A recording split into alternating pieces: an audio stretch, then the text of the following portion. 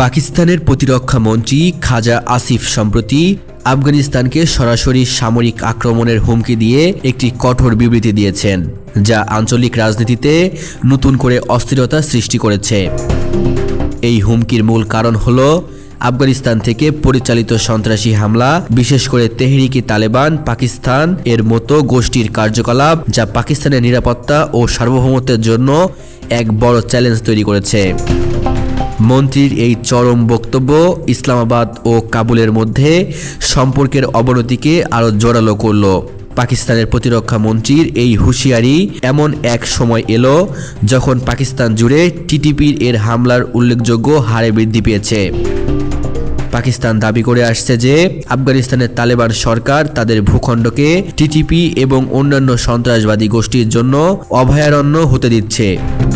এই গোষ্ঠীগুলো আফগানিস্তানের মাটি ব্যবহার করে সীমান্ত অতিক্রম করে পাকিস্তানের সামরিক ও বেসামরিক লক্ষ্যবস্তুতে আক্রমণ চালাচ্ছে।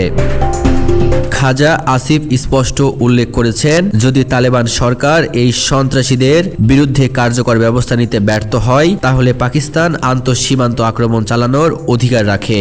আফগানিস্তানের তালেবান সরকার অবশ্য পাকিস্তানের এই অভিযোগ দৃঢ়ভাবে প্রত্যাখ্যান করেছে।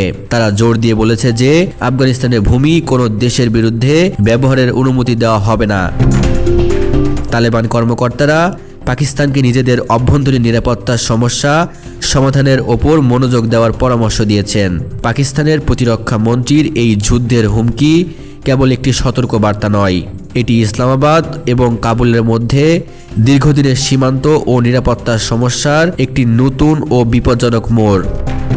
এখন দেখার বিষয়, আন্তর্জাতিক কূটনীতি এবং আঞ্চলিক চাপ এই দুটি পারমাণবিক ক্ষমতা সম্পন্ন প্রতিবেশী দেশকে সরাসরি সংঘাত থেকে বিরত রাখতে পারে কিনা এবং সন্ত্রাস দমনের জন্য কোনো যৌথ সমাধানে আসতে পারে কিনা।